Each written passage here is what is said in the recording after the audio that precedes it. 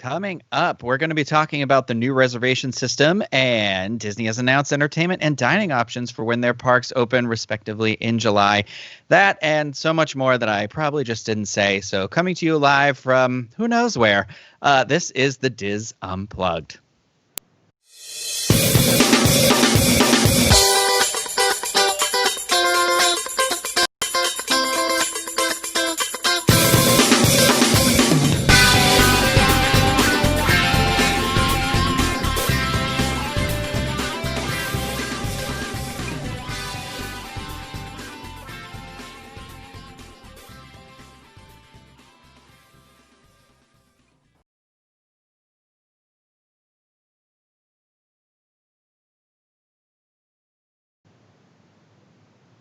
Hello, everyone, and welcome to the show. I am not Pete Werner. I am your host today, Rhino Clavin.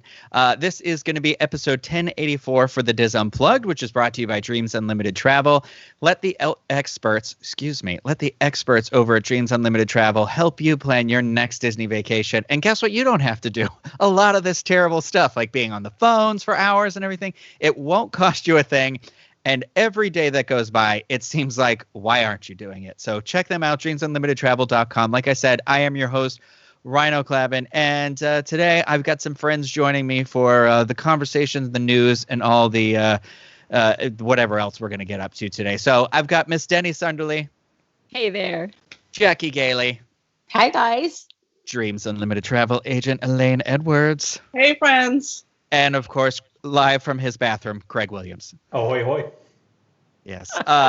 Well, thank you, Elaine. When I saw that you were going to be on the show, I was like, oh, thank God. Because I don't know about you guys. All the things at once, did you? Well, I have just been reading this news that's been coming out of the parks lately, and it has been overwhelming. So before we get started, I'll just say, for those of you who don't remember, some of the resorts at Walt Disney World opened yesterday on June 22nd, and that means that Pete Werner is down there. I believe he is at Bay Lake Tower, maybe is where he's staying, and then so he's down over there, and I hope his stay is going well. And then John and Kevin are busy. And I listen, guys, when I'm here, it's like fourth, fifth tier. Like every other baseball player was in some sort of bus that went over the cliff, and I was the guy holding the bats, waiting for them to pick me up. So yeah, I thought that was me. I'm like, hey, that's me too. What's fun is I wrote all my notes really quickly on an old iPad, and I am seeing how many words I left out. So that intro that you got here today had some missing words in it, but it's cool. It's cool. We also were going to have a guest that we're not having. So I'm just going to cut right into it. We've got a couple of different news stories to talk about that I feel like are pretty dense in what's going on. So without further ado, I will dive right in, if that's all right with everyone. And if it's not, I guess I don't care. So details have been announced for the new reservation system for theme park visits to the Walt Disney World. Well, announced, and the system is live now. So I'm going to read through the article that I believe Jackie, you, and maybe Denny were doing this together. So to manage attendance during this reopening period, Disney has introduced their Disney Park Pass system. And as we know, all guests with regular theme park tickets or annual passes will be required to make a reservation in advance for each park day entry using the new online tool at disneyworld.com. So here's some important details for this new system.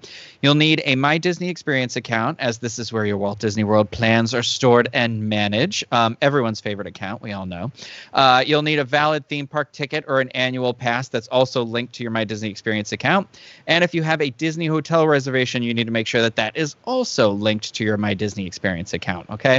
So once you've logged into My Disney Experience and linked your ticket, you'll have access to a calendar of available reservation days for each theme park. If you have a multi-day ticket, you'll be required to make a park reservation for each date of your visit.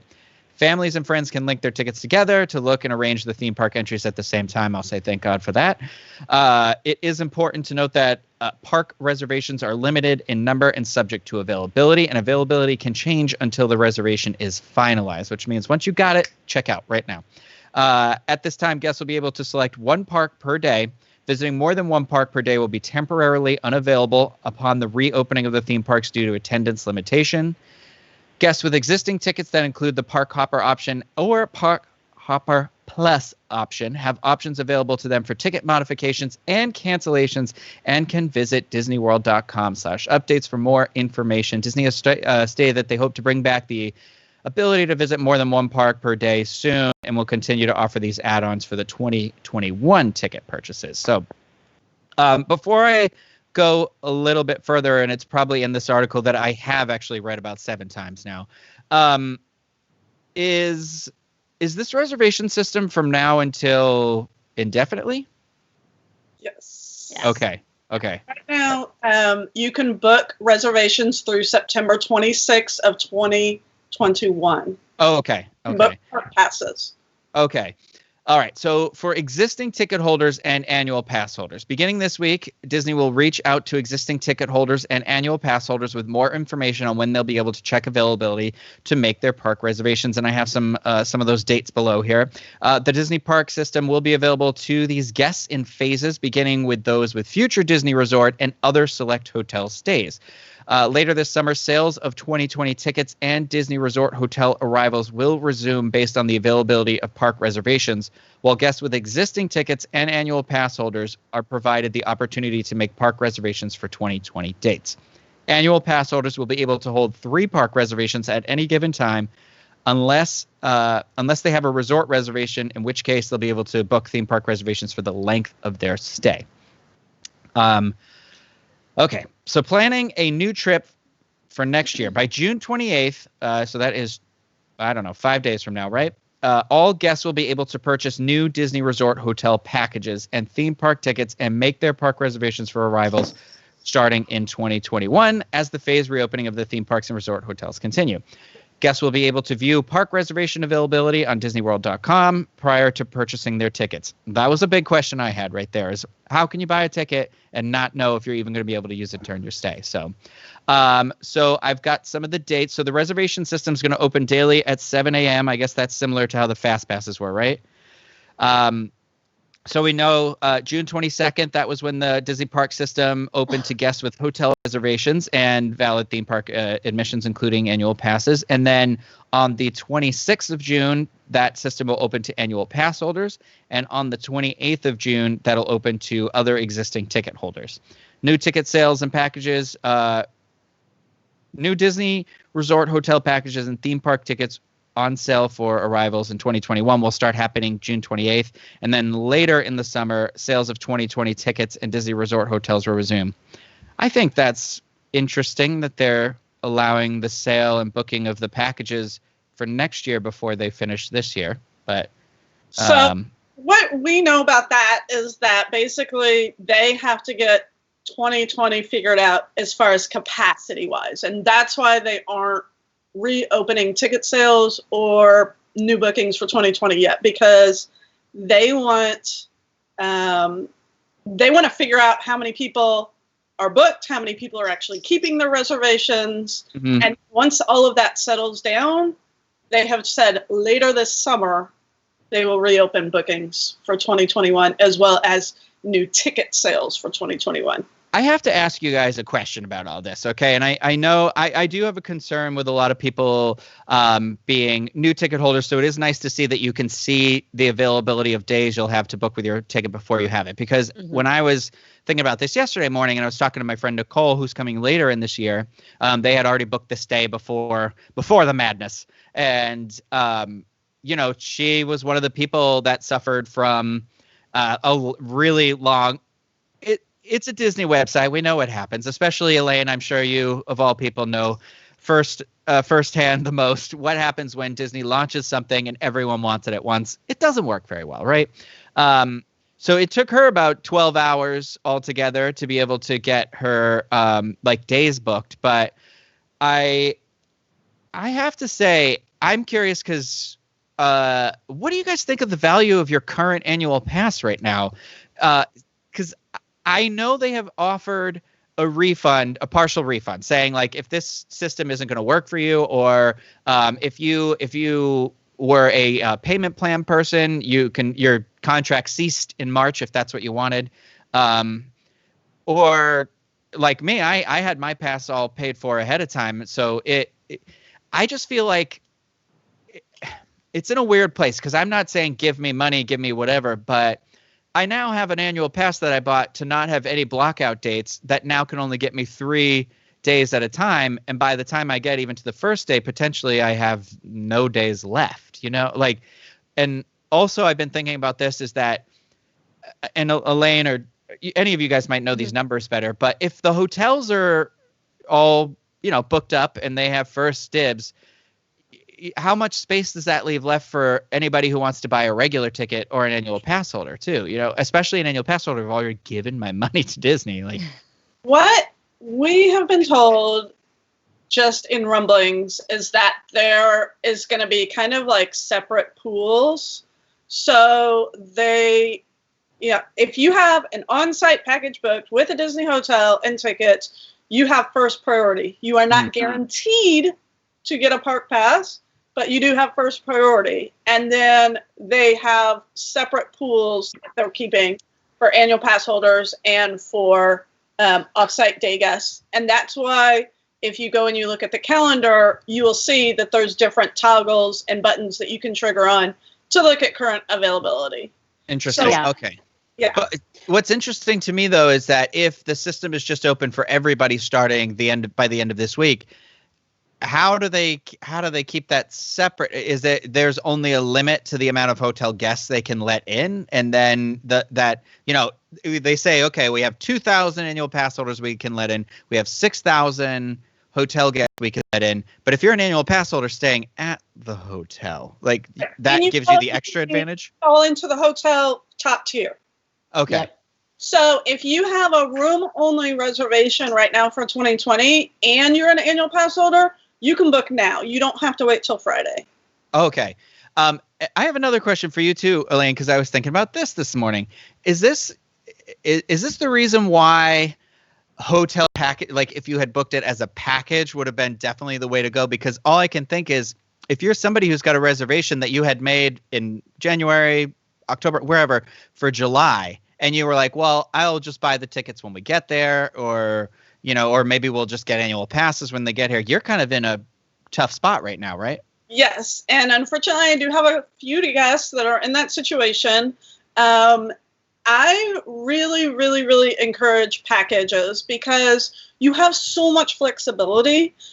When you buy your ticket separately, let's say you buy a 5-day ticket, you're stuck with that ticket. Like, you can't add days, you can't decrease days, you can't change your dates. Like, you are stuck, and it's non-refundable. Mm-hmm. So if you package your ticket with your hotel stay, you can make all the changes you want pretty much almost until you arrive. So it definitely benefits you to do it as a package. So we've learned some things during this time, this strange and unusual time. Is one, packages are great for flexibility, and Dreams Unlimited travel agents are great because I'm not even trying to make a push. Like, I remove myself from the fact that we're all sponsored by them. This seems like something that is stressing me out, and I am not somebody who has a thing. So if there was somebody in the world who could do this for me, this sounds amazing because I'm laughing at how complicated my Disney experience used to seem. It's kind of funny.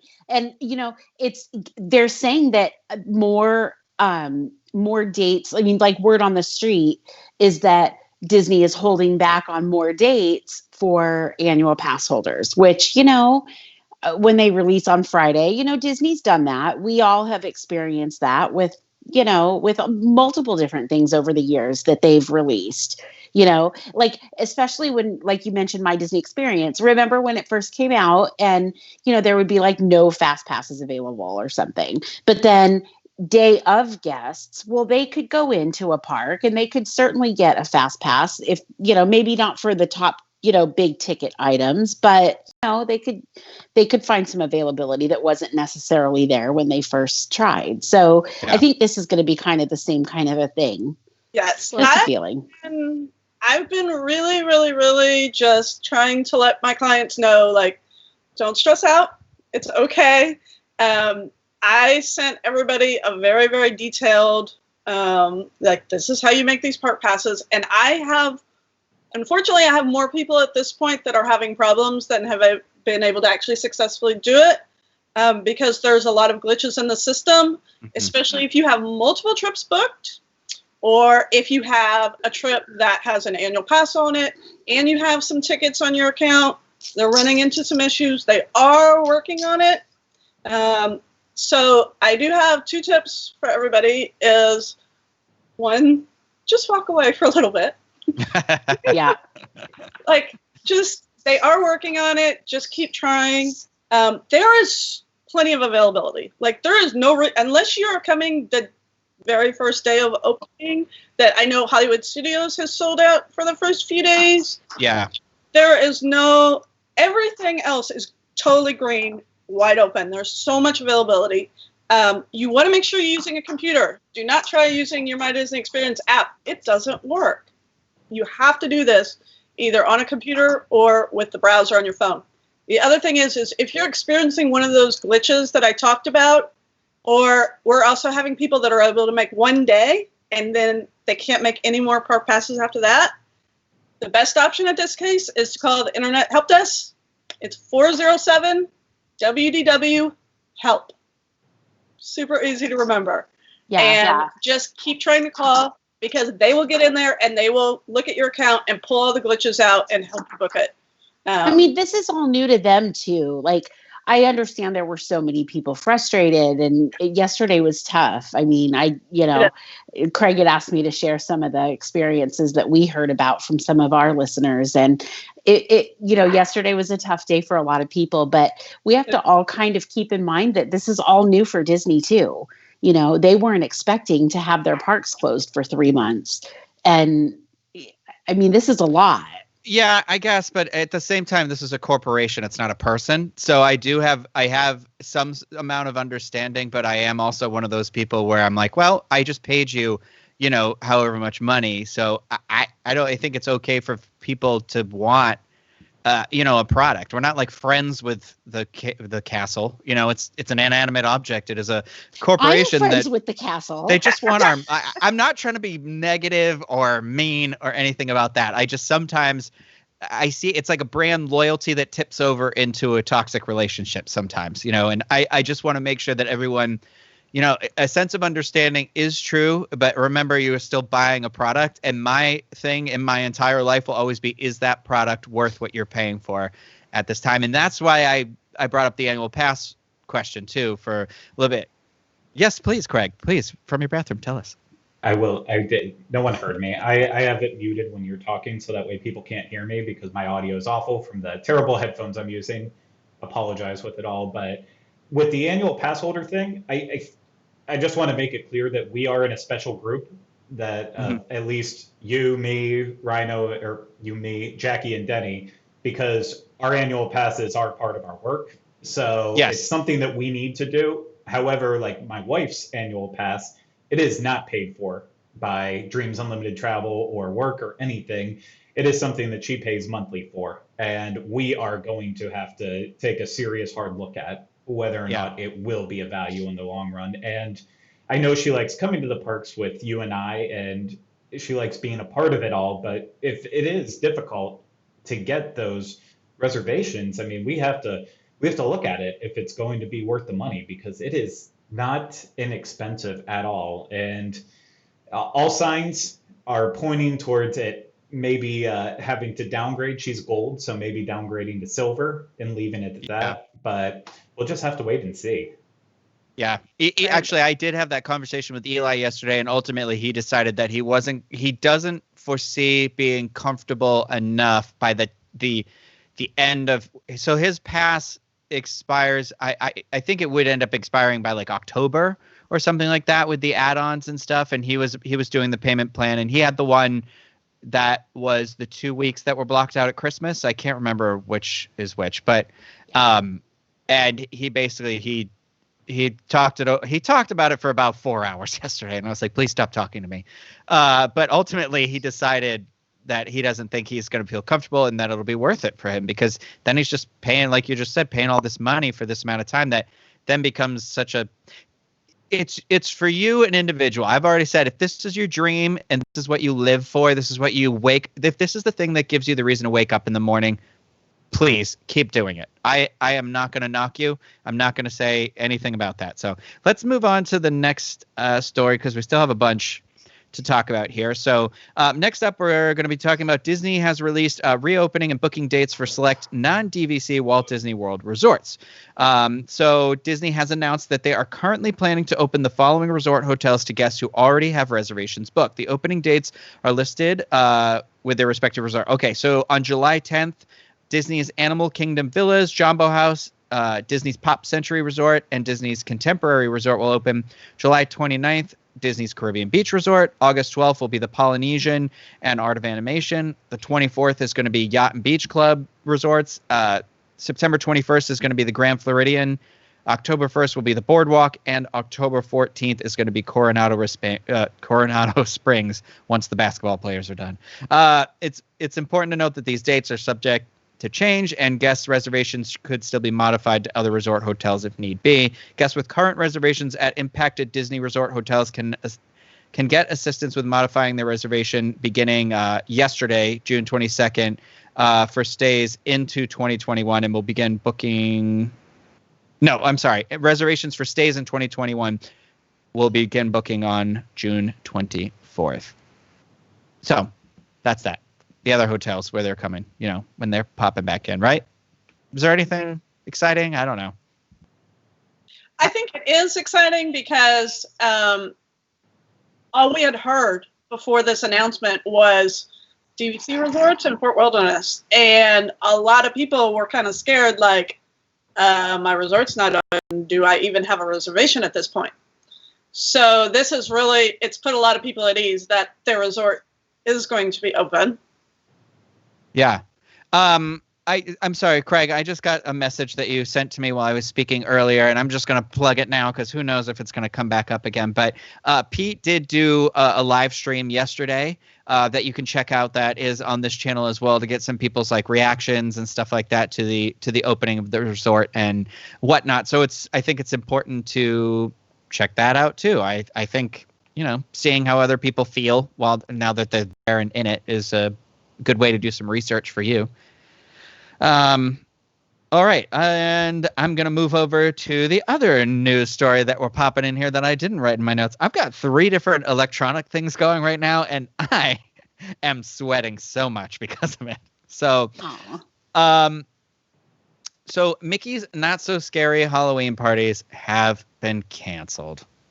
All of 2020. What a sad bummer. So Walt Disney World announced that there will be a modified Epcot International Food and Wine Festival this year, which is going to start as soon as that park opens. But they have canceled all of the Mickey's Not So Scary Halloween parties. The decision was made because due to the stage shows, parades, and fireworks that are really the big highlights to these hard-ticketed events, it being unable to take place, it's doesn't really work, So Disney also said that H2O Glow Nights, the nighttime special ticket event at Disney's Typhoon Lagoon, will not be taking place for the remainder of 2020. And guests who have already bought these tickets will be assisted with refunds in the coming weeks. So that's kind of a bummer, because some people are saying, oh, well, Halloween is canceled. And it's not Halloween. It's just that specific event, because we can't stand around and watch the fireworks, the show, or whatever. I am still determined to make Halloween happen. Well, and it's not just the parades and the fireworks. It's also a party that's based around the fact that we're going to give candy to you, and you're going to unwrap the candy. So candy from a cast member to a guest. Guest takes it out of their bag with their hands that have been all over the parks, unwraps said candy, and pops the candy in their mouth. It's just the tracing, just thinking about it, it makes me nervous. So yes, we don't want big groups of people together, but literally the whole thing is foundationally, centered around getting candy from others and putting those hands near your mouth. So just not good all the way around. Yeah, I am a little surprised, and I want to talk about this now too, about the Food and Wine Festival still kind of happening, but I guess maybe because of just the crowds that have been associated with it in the past is what I'm thinking about more than the logistics of being able to make the food and the drinks and stuff. So, so the Food and Wine Festival, like I said, it's a taste of Epcot International Food and Wine Festival will begin on July 15th through the fall. There's no exact end date, but Disney has announced that there will be 20 signature global marketplaces such as Hawaii, Hops and Barley, Islands of the Caribbean, and they'll be spaced out around the theme park. There was around 30. 30 usually, yeah. Right? I think they're saying 20. That was the number they gave the other night. I meant in a regular year. But sorry. Yeah. Additionally, Disney has announced that they'll be sprinkling in the floral fun of the Flower and Garden Festival with the global goodies of the Food and Wine Festival. Guests will be able to see the Remy Topiary and France Pavilion along with special Flower and Garden merchandise.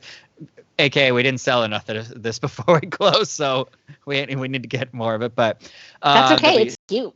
Yeah, I mean, the bummer, the musical acts during the Eat to the Beat concert series are so popular and often pack the house, but in an effort to accommodate proper physical distancing, those concerts will not take place this year. Wah, wah. Guests will be able to enjoy music at the America Gardens Theater with local Epcot entertainment, such as Mariachi Cobre, the Jammers, and more. And they'll be spread throughout the day to give audiences something to do. So, see, I had in my mind that I felt like even though the crowds that Food and Wine bring, it's actually kind of pretty perfectly set up for this because the capacity will be limited. So we know we're not going to have those crowds that we've had in the past, but you're talking about the booths outside. You can contactless pay. Mm-hmm. And then you just, we just like always, you go up, you pay, and then you go around and they hand it to you. And there's you're separated from the kitchens. You're outside. It's, with the capacity in all of the restaurants limited and some of them closed, Food and Wine actually makes sense to me. They're gonna use COVID as the excuse for why there's no tables this year. And it'll be the exact same number of tables that have always been there, but they'll be like, no, these were for social distancing purposes. Like, oh, okay. In order to make sure that you have a clean surface, we're going to remove the tables. Yeah, in order to make sure you have a clean garbage can to eat your food off of. In order to be able to remove your mask to eat, though, they're going to need to provide some spaces to sit down. Like, we're not going to be able to walk and eat. Like, I don't know about you. When I'm at Food and Wine, I'm eating and I'm moving. I don't linger or stand by a trash can unless I'm helping to cover it for the site. So if it's just me, I'm moving and grooving. So in order to take off our masks, we've seen that the standard has been set that you must be sitting to dine. Well, then you may remove. And with that, even if you're saying, okay, well, if they're around a tabletop, that then says that, okay, well, the 20 booths, however many people are in World Showcase, it means everywhere you go as you walk around, no one has a mask on, basically. Because if 50% of the people in there are eating, then there's no safe space for people who don't want that to happen. So I guess that's a really interesting. It's an interesting time, It's right? all new. It's like everybody's new now. It's like we've never been to the to the parks before, and we're going to be brand new, all in it together, experiencing it. I'll actually set up maybe since there's less booths, maybe they'll kind of do them in little clumps and then set up seating areas.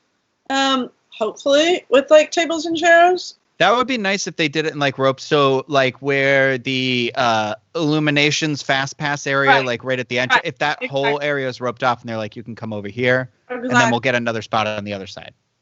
I just hope that we're able to get the annual pass holder Orange Bird Flower and Garden magnet. That's really, Isn't that really the tragedy of all of this? It is. That you didn't get it. Yeah. Our lost magnets. We need those magnets. I know you're happy about it, but I'm so angry that Remy was the first part of it and it wasn't the third part. I'm very happy that he'll be there. I am going to need everybody's help with this next one because I have no idea. Details have also been announced on all the entertainment, shops, and attractions that are going to be available at Walt Disney World upon reopening. And It's a lot. So if we go park by park, so at Magic Kingdom, we've got all the shops, the entertainment, and the attractions. So I just want to talk about entertainment really quick because there are some offerings on here that aren't normal, right? So you'll have the Main Street Philharmonic. You'll have character cavalcades throughout the day with guest favorite Disney friends appearing along the parade route, which will include the Royal Princess Processional, Mickey and Friends Cavalcade, Fantasyland Friends Cavalcade, a Goofy Cavalcade, and Tinkerbell and the Lost Treasures. All right, so you're going to get some random characters who will just probably come out, walk around the hub, and then go back out. A quick walkthrough, which at that point, why not have Move It, Shake It just go out around and not stop and like leave? Because you're essentially creating the same draw. I think is the same thing's going to happen. I don't know how it worked when Disneyland did the Mickey and Friends Cavalcade there, but I don't know. But it looks to me. Sorry, go ahead. I'm sorry, I didn't mean to interrupt. No, I think this is going to be like unscheduled. Maybe that will be the difference. Because they want people staking out an hour ahead of time and crowds gathering, that they're just kind of randomly bring out the cavalcade. Yeah, they did use the word surprise at some point in all of the releases that were released. All the information that was released was the fact that this is going to surprise guests and it's going to be something fun and you're never going to know when your friends are going to pop up. And if it's anything like the Rainy Day Cavalcade that they'll do in the Magic Kingdom, like they put some of the characters up on the double-decker bus and run them on down Main Street. And it's while it's timed because it's in place of the Festival of Fantasy Parade, I kind of picture something like that. And we saw Shanghai Disneyland do something similar. I can't speak today. Something similar to that. They've done They've done the character cavalcades as well, and they've had little boxes taped off where parties can stand and still maintain physical distancing, so that you get to see those friends that you came to see, but you're waving at them from a distance. So it's hopefully going to satiate that desire that guests are going to innately have to want to see those beloved characters, but also respect all the CDC guidelines that have been put into place. Right. So let's look at the attraction list too. So it's basically almost every attraction here. There's a couple missing. I know Monsters Inc. Laugh Floor is not on here. Stitch's Great Escape is not here. Oh, sad. No. Silent tear. Does anybody know any of the other ones that are missing from this list? The Festival of the Lion King. No, just the Magic Kingdom. Oh, sorry. Right? Yeah. Is it just that one? Okay. And a ton of shops are opening too. So we have a full list on the website. But like Jackie said, at Animal Kingdom, because that's the next park we're talking about here, is that we're missing Festival of the Lion King. I know Up, the Great Big World Adventures. Finding Nemo's not happening either, right? Is that it? Nemo's not happening, but Festival of the Lion King right now is on the list. Mm-hmm. Oh, it is on the list. Mm-hmm. Okay. Oh yeah, right here. Okay. I know the Boneyard isn't happening right now, right? Because they were trying to say the Boneyard, and then there was another experience. I don't know. I guess I could have looked for this, but I didn't. So sorry. At Epcot, it looks like almost everything is open as well. Yep.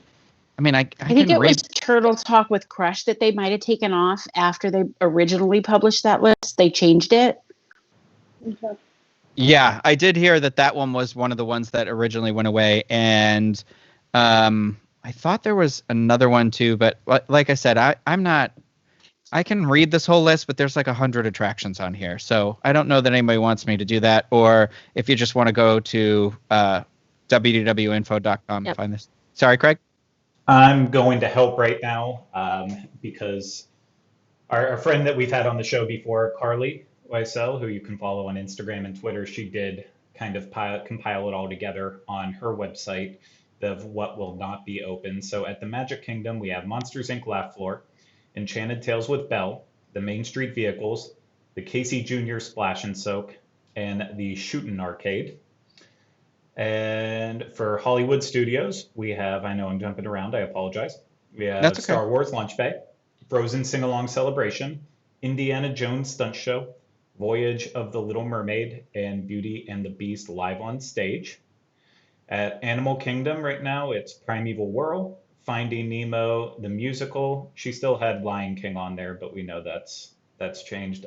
Yeah. Up, A Great Big Bird Adventure, The Boneyard, and at Epcot, Turtle Talk with Crush, Beauty and the Beast Sing-Along. However, Impressions de France is still supposed to be going on. And then Bruce's Shark World, which I'm guessing that's something in Finding in the Living Seas that I never knew about before. But yeah. Yeah. Does she have the shops by any chance? Because I know a big thing at Hollywood Studios that a lot of people were asking about. They're saying the Droid Depot is going to be open, but Savi's will not, which I think is interesting. She did. I just looked at the attractions mainly with it. Yeah, Savi's was a big blow not being open. If you can't tell by my theming for the people out there who are watching, not listening, I've been talking about how excited I was to get back into Savi's and have Kylie build a lightsaber finally. It's not scheduled to open, and I can understand why, because even though it is a big money maker, it's a very tight space inside there to really properly distance.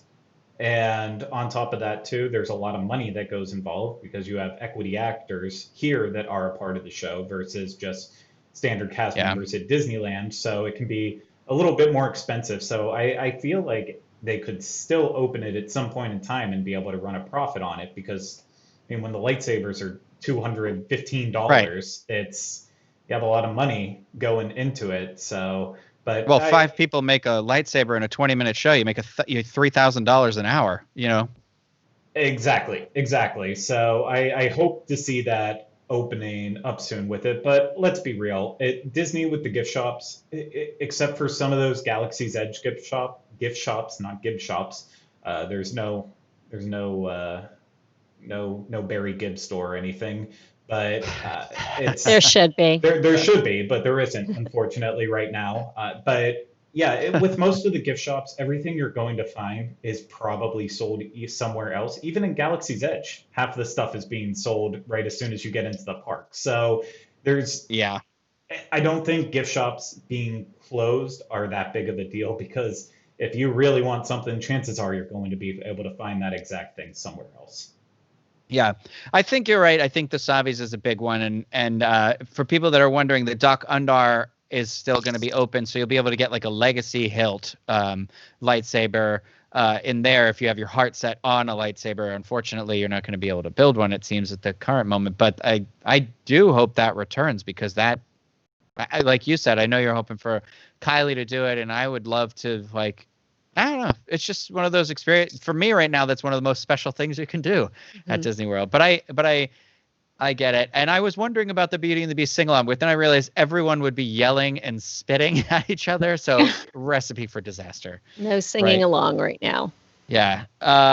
Disney has also released the dining locations for that will be reopening respectively. I'll just read through this really quick. The Epcot one is really long, so I'm saving that to the end. But ready? At Magic Kingdom, you're going to have Aloha Isle, Auntie Gravity's Galactic Goodies, Be Our Guest Restaurant, Cosmic Rays Starlight Cafe. You've got the Joffrey's Coffee and Tea Company, Jungle Navigation, the Skipper Canteen, Liberty Square Market, Liberty Tree Tavern, Main Street Bakery, Pecos Bill, Tall Tale Inn and Cafe, Pinocchio Village House, the Plaza Restaurant, Sleepy Hollow, Storybook Treats, Sunshine Tree Terrace, and Tony's Town Square Restaurant. So you got plenty of options to eat while you're there. Those were at the table. Now, Now, something about that too. Yeah. Did you say Be Our Guest? Yes. It's on this list. Yes. Yeah. So I've been hearing also word on the street. I've been hearing that Be Our Guest is not going to offer their quick service at lunchtime. So I haven't been able to confirm it yet with Disney, but it's on their site. It says that they're going to that it's table service. So, but sometimes, there's glitches with their site, especially when they're actively making changes, which they currently are. So, and it's practically impossible to get through on the phones at this time, unfortunately. But, yeah, so keep an eye on Be Our Guest, because I think that they're doing away with their breakfast right now. I mean, I guess I can definitely see the quick service being a thing, because like it's such a big draw that everybody creates a little bit of a crowded area in there. And so saying like, all right, we'll just get rid of that. But yeah, that'll be interesting. At Animal Kingdom, you're going to have the Anodapur Ice Cream Truck, Creature Comforts, Dawa Bar, Dino Bite Snacks, Flame Tree Barbecue, Harambe Fruit Market, Isle of Java, Joffrey's Coffee and Tea Company, Mr. Kamal's, Nomad Lounge, Pangu Pangu, Rainforest Cafe, Restaurantosaurus, the Satoyi Canteen, Tamu Tamu Refreshments, Thirsty River Bar and Trek Snacks, Tiffin's, Trilobites, Yak and Yeti, both the local food cafes and the restaurant. So again, plenty of dining options over there. I don't know. Is there anything out of the ordinary that isn't open on this? Yeah. Tusker House. Yeah. So yeah, again, your only character dining establishment right now is over at Topolino's Terrace for breakfast. So gosh, that's such a shame, because Tusker House is so good. I've been there once, but it was delicious. At Hollywood Studios, you've got. You probably have to rework that. Yeah, I mean that does make sense to me, but. At Hollywood Studios, you're going to have 50s Primetime, Anaheim Produce, Backlot Express, Baseline Tap House. Oh, thank God. Docking Bay 7, the Hollywood Brown Derby, both that and the Lounge, Joffrey's Coffee and Tea Company, Mama Melrose's Ristorante Italiano, Milk Stand, Oga's Cantina, PV's Polar Pipeline, Pizza Rizzo, Ronto Roasters, Rosie's All-American Cafe, Sci-Fi Dine-In, Sunshine Day Bar, and the Trolley Car Cafe. Interesting. I have Sci-Fi Dining is the one that I have never done that I always want to. So I'm like, it's fun. I'm afraid to go indoors right now, so it's fine. Yeah. Unless it's my house, I don't go inside anywhere. So Woody's Lunchbox is not on that list. And I know that's a big one for a lot of guests. But right now, Woody has closed up shop, or will have. I mean, that was always such a tight area packed with people that that does make sense. Even if they restricted it to mobile order only, it still would create like I'm assuming they'll just have that whole area roped off or remove all the tables or something, because I don't know what you're going to do. It's so hot outside. You get people over there because just trying to sit under the umbrellas and stuff like that. So at Epcot, there are 5 million places open. Is there things missing from this list that are important? Sorry, I know before we get there was, I wasn't paying attention completely, but I was watching chat with the Be Our Guest talk. Did we officially confirm that breakfast wasn't there? No. Disney has not officially confirmed it, even though their site looks as though breakfast is not going to be available initially. So what I'm seeing online is that they are going to possibly bring it back. But again, it's not official. We will probably have a story out on it when we're able to verify it, but just something to keep an eye on if you have your heart set on Be Our Guest breakfast. I mean, I would, sorry. On the app right now on My Disney Experience, everything looks completely as it was at that restaurant. On the app, I'm looking at the menu right now, and lunch and dinner are the exact same thing, both $62 for that and no breakfast. So I'd say it's, unless it's a complete glitch, and it's confirmed at that point. In my opinion, like, I mean, they're going to make more money that way. I'm going to have to refresh it. Maybe so. Well, your app isn't saying it, Elaine? When I looked at it, it looks normal, like as it was. Yeah. Craig's saying he's looked at it and he's seeing lunch and dinner are being both $60 meals.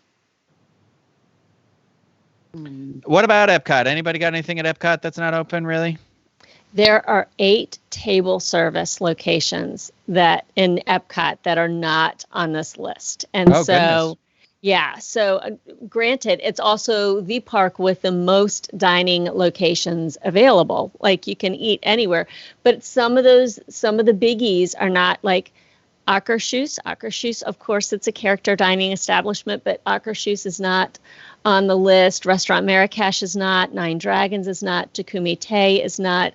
Teppan Edo, Tokyo Dining, Tutto Gusto, and Tutto Italia are not.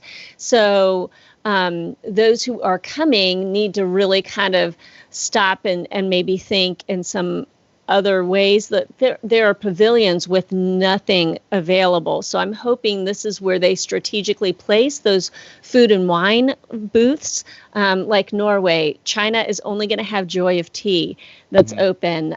Germany, Italy, France only has Artisans de Glace and the crepes stand that's open. So, and in thinking about festivals in the past and where those locations are, like the Italy Food and Wine and Flower and Garden booth is across the promenade. So it's across on the other side of the walkway. So that could help promote physical distancing. Same with the France booth. That's normally kind of away from things. So hopefully in some of those pavilions that won't have a food location, a normal dining location open, hopefully the food and wine booth will be there that helps kind of bridge that gap that we're going to see. But it'll be different because some of the biggies, I mean, Monsieur Paul is not on the list. Some of the biggies, Yorkshire County Fish Shop is not on the list. So hopefully we'll either see others come back onto the list or the food and wine locations will help to bridge that gap. It's weird to me that like Yorkshire, like fish and chips wouldn't be on here, but then like La Cava tequila is on the list. And that is like inside. That's a double inside. You have to go inside to get in there. And then also that room is like, I don't know how many tables are in there, like 5. So like you can have 2 groups in there at once, maybe. I don't know. Some of it, I don't know. I don't know. No, it's all subject to change. Yeah, absolutely. Yeah. I think the thing that stresses me out more than anything is that I'm getting into this mode, and it could be whatever. There's just what's the enforcement? Nothing. There is nothing. No one goes through. No one checks. If the company that's saying they're doing it isn't doing it, then that's it. Like I'm not trying to be a jerk about it. I'm not trying to be anything about it. But you create a relationship with your consumers based on trust, and you violate that trust. I don't know what you want from me after that. I'm not saying that they are going to do that or that's what's going to happen. But we are in a confusing and crazy time, and it's like what you said. Information changing so rapidly every single day, not just like with the theme park, but with like COVID and all this stuff. It's a lot to roll this all together. And, and I can 100% understand that desperation to just escape for a little bit, and go somewhere. I mean, it's even changing several times a day. Like it's like if you saw something on a site, on the Disney site earlier today, it could be different right now. Like, it's just mind-boggling. They're doing the oh my gosh, who was the senator in the 50s who used to accuse people of on like Friday nights and then by McCarthy. Monday morning? McCarthy. Okay, I was gonna say Marx, and I was like, that's not right. Disney. I not to make light of that, but Disney, I feel like is adopting that sort of thing. They'll make their posts late at night, and so they're like, okay, everyone went home for the day. We can slide it in here, and then not worry about it until tomorrow. And I don't know. So the travel agent, gets to worry about it for you. You must always know that something's happening because I imagine your like pings for your email just start being like ping, ping, ping, ping, ping, ping, ping, like like. Well, it's insane. My parents will my mom asked me the other day. She said, "Does your phone ever stop going off?" I'm like, "No." Not really.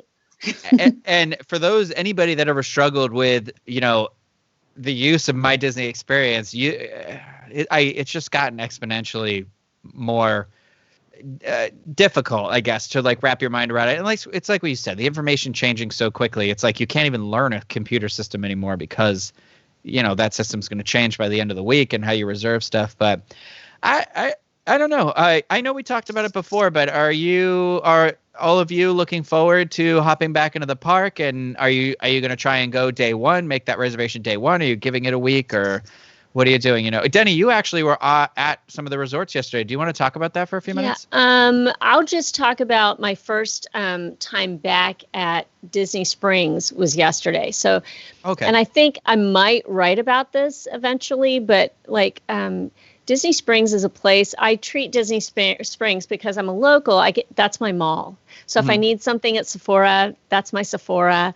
I'll grab something to eat and just enjoy and amble around and window shop. I am there on a night off, that kind of thing, all the time. And so to have not been there for this long was really, really weird. And I wasn't planning on going yesterday and had to really think it through before doing so, because we've been so quarantined, and to go and to kind of step back out into society again was it gave me pause. But I got to tell you, the process of it couldn't have been any easier. You park the car, and I breezed through the temperature check. It was no big deal. There was absolutely no one else in line. And all the cast members are so good at helping everyone to understand their physical distancing. Make sure to keep that space, in between you and somebody else. And so I got through the temperature check and got down the steps, and there I was. And I got a little misty-eyed as I was pulling in the garage. It seems so stupid, but I did. I got to be back again was a really big deal. Everyone, the social distancing squad, I saw them, and they were doing a great job at reminding guests who were walking around, if they had their mask on, maybe some of them had them under their chin, to please put them back on. So that was great. And like I said, I was only there very, very briefly, but how was it super crowded, media? What do you think that? It really wasn't. It really wasn't.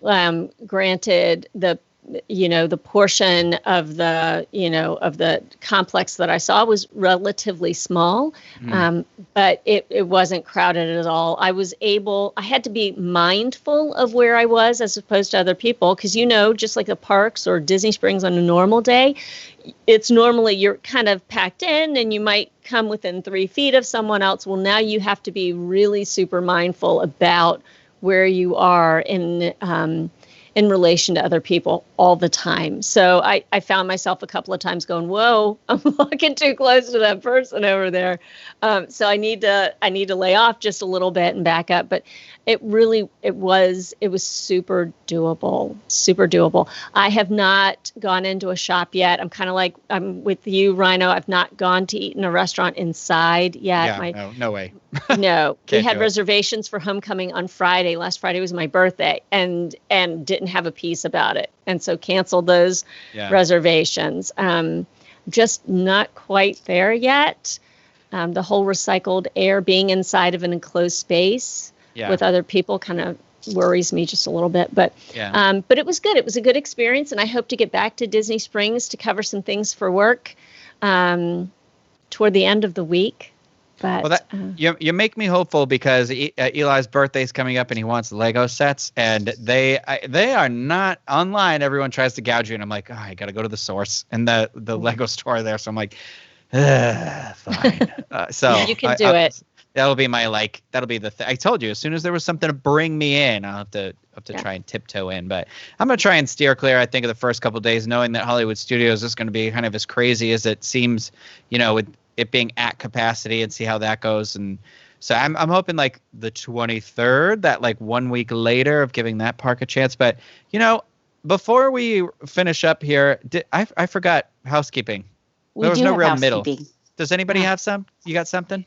Yeah, Corey wanted me to remind everybody that we have our Diz masks available, and they can be personalized, customized really fun. If you guys are in our Diz Unplugged Facebook group, you may have seen a live broadcast that Mary Jo did. Mary Jo is over at Disneyland in California, and she has a special custom day 6 mask that she ordered, and she was describing it, and she was very cute. And day 6 is usually they say that a 5-day trip to Disneyland, for those of you guys who don't know, day 6 is a segment that they used to do on the Disneyland show, offering what to do on your 6th day if you were there for a full week. So anyway, the masks are really cute. You can even upload your own pictures or your own, say you have pictures of fireworks and that's what you want on your mask. You can even do that. They're completely customizable. We'll drop a link in the show notes so you guys can head over there and play with it. The fabric is great though. Really good masks. Awesome. Yeah. Jenny, did you have anything? My standard reminder that Magic Candle Company is available to you if you're missing the parks, if you need some hand sanitizer. Pete was talking about the hand sanitizer on his live that he did, his live stream from Bay Lake Tower. He had the contemporary scent, and he was there at Bay Lake Tower, so it was all very matchy and perfect. But they've come out with a new soap. So they have hand soap, bars of soap now as well in those matching scents. So if you're somebody who likes all of your scents to coordinate that you're using, this is for you. You'll be really excited about that. And the discount code is Disney Info, and that saves you 15% off of your order. So, Craig, did you have something?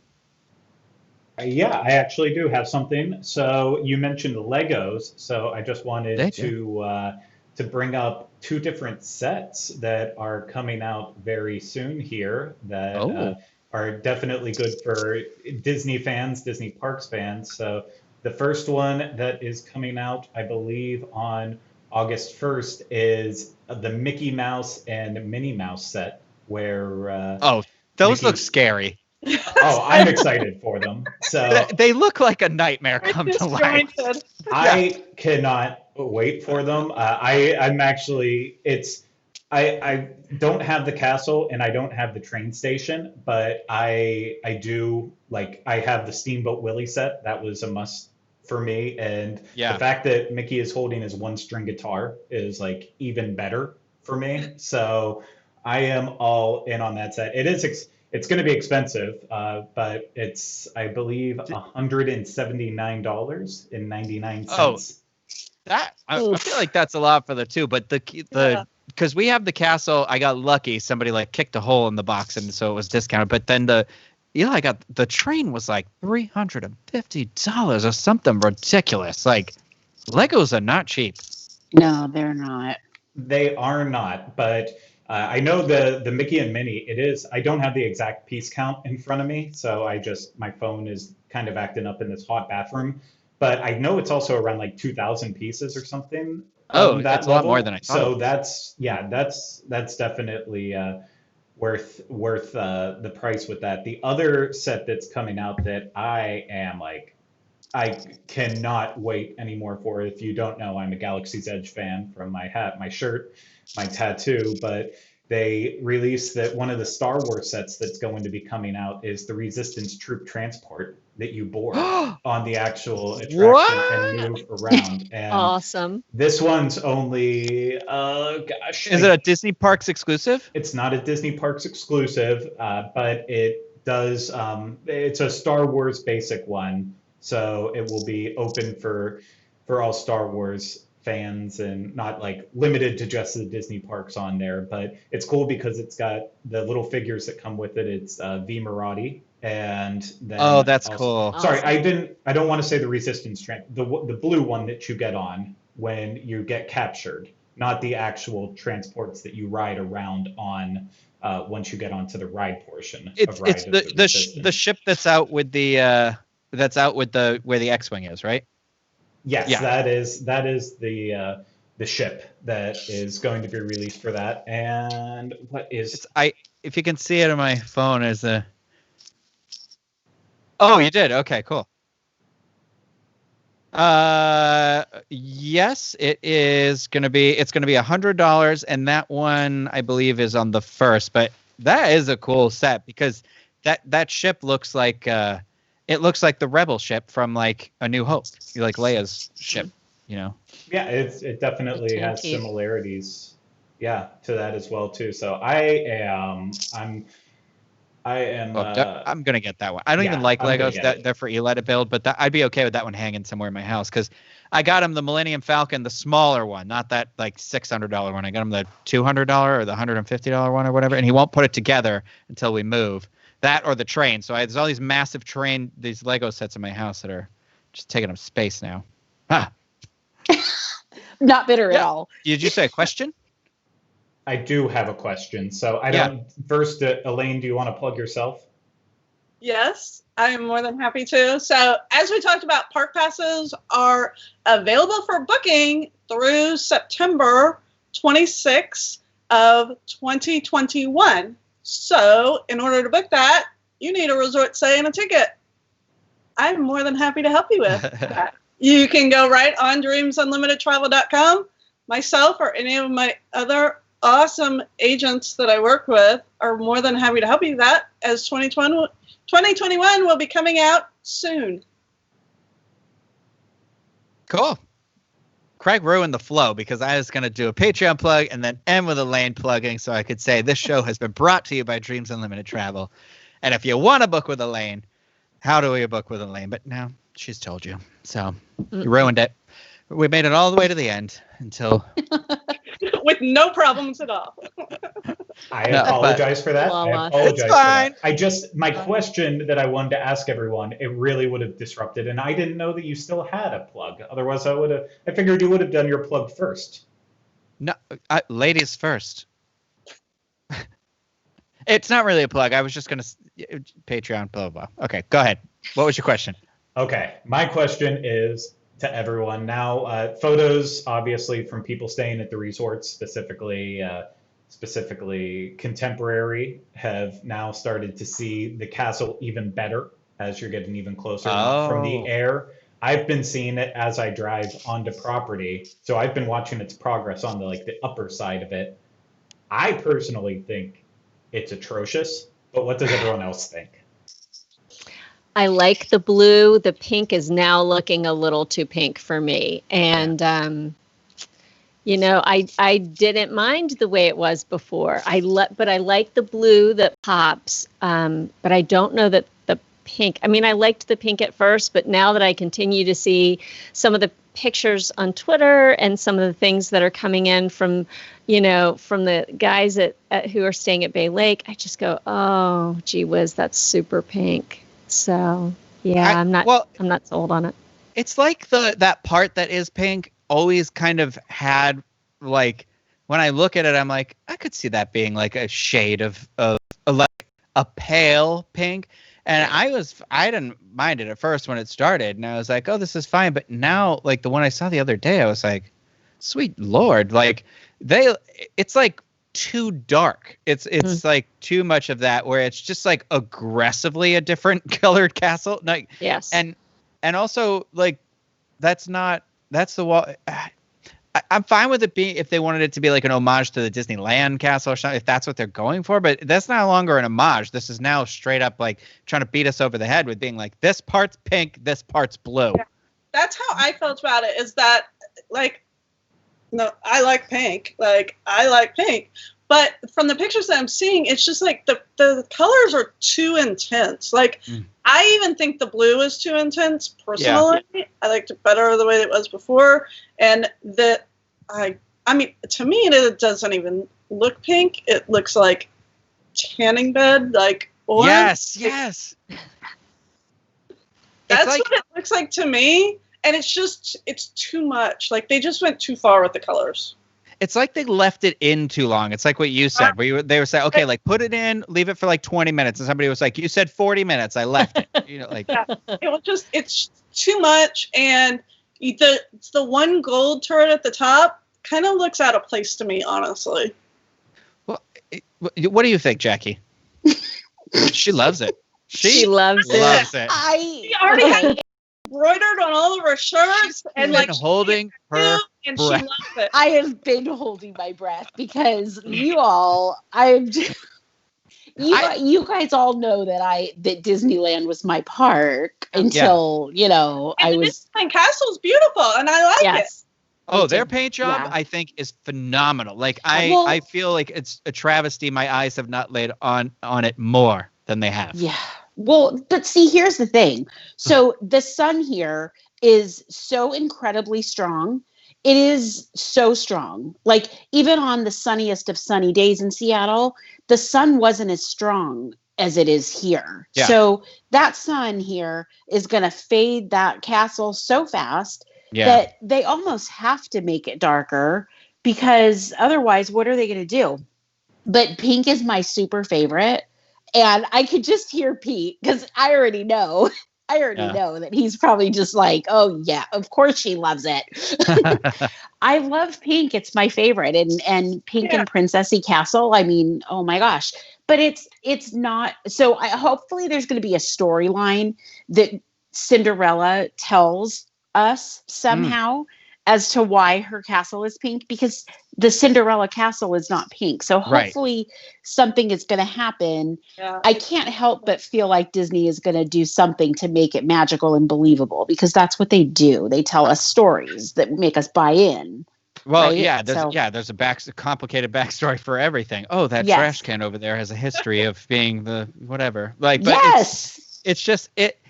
I don't look at it and think I hate this, but I am looking at it right now, and I am with you, Jackie, hoping that is the consideration, is that they're like, okay, well, this will strip away this amount over the next year, so that by the time we get to 71 to the 50th anniversary in 21, that it'll be like the perfect shades that it's supposed to be for the photo ops or something like that. Like, it just, to me, doesn't feel like it's coming together as magically as the Disneyland one did. Like, I do enjoy the brick. Like, I've seen a shot of, I don't know if it was on the blog or something like that, where it showed some of the brickwork down by the water, like the side of it. Like, I think somebody was doing an interview in front of it, and I was like, oh, that actually looks really nice. Like, that was one of the things I loved that they did in Disneyland, was like the individual bricks kind of got a little bit of a scattered color scheme, so it looked like, pieces that were put together. And this one is like, there is something about the blue on the turret that is like too blue. Like, it looks like thick tar, or like paint. I don't know how to describe it. Like that kind of paint where you're like, I shouldn't be using this because it's too dried out already. I don't know. I don't know. Oh, you guys. What about Craig? What about you? Oh, I hate it. He hates it. I don't think it looks good pink. Like, I am one of those people. I am sad that I never got to see the birthday cake castle in the 25th anniversary. It wasn't one of the years we came down, but I've always wanted to see that. But that was because of how absurd and over the top that they went with it. With this, it's not. So I'm just not, it's not vibing with my eyes at all. And I feel bad saying I don't like it, but all I can say is, in a positive way, I hope it's temporary and not forever. Well, I am hoping, I'm just, it's one of those, it's crazy, because we talked about this before. At the end of Happily Ever After, when they overlaid all that red, I wish that was the castle they were making, like the red with the gold, because that is gorgeous. Like, that looks beautiful to me, and that is like the best. And now it's this weird other version, but some people look at it like Jackie and love it. My friend sees a picture of the castle when it was a cake, and he says, gorgeous. And I was like, what? And he'll be like, I'm so sad. Not for the reasons like Craig said, like he wanted to see it because it was so ridiculous. My friend thinks it was beautiful. Beautiful is what he said. We were there. So we brought, that was 97, so the 25th anniversary, and we walked into the park, and our son, our eldest, was 2. And I remember when we first laid our eyes on that thing, we went, oh, I didn't realize. I didn't realize it was going to be a cake when we got there. And so just taking it all in that moment. We did buy the magnet, and so that cake a cake castle was on our refrigerator for years, staring at us. It wasn't awful when you were there. It was kind of fun. It was whimsical. It was different. But if you are a Cinderella Castle purist, you probably wanted to come out of your skin just looking at it, because it literally was so different. You couldn't get any more different than what you saw in front of you. It was pretty over the top, but for someone who it was a complete surprise for in that moment, it was, whatever. I didn't come just for that castle, so it's okay. But if they did it these days, I don't know. I'm going to try and leave my faith. I'm going to reserve final judgment for when it's finally, they say, we're done. Because I don't know if there's another application of something that goes over what they're doing, and maybe I don't know. It's a big job. It's a big paint job. So we'll have to see. But, if you're watching this, or, leave comments, let us know what you think of that castle. I'd love to see what people have to say. But I think that'll do it for this episode now.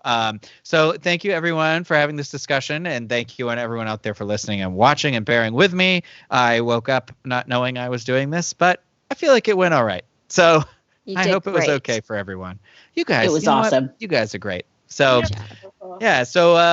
remember that when you're planning your next Disney vacation, you can talk to Elaine and the other folks there at Dreams Unlimited Travel, and they'll help you get started and get through this this crazy time to get you down to Disney World and get your trip going. But we'll see you next time. That's going to do it for this episode, but we'll be back with another episode of the Diz Unplugged. Goodbye, everyone.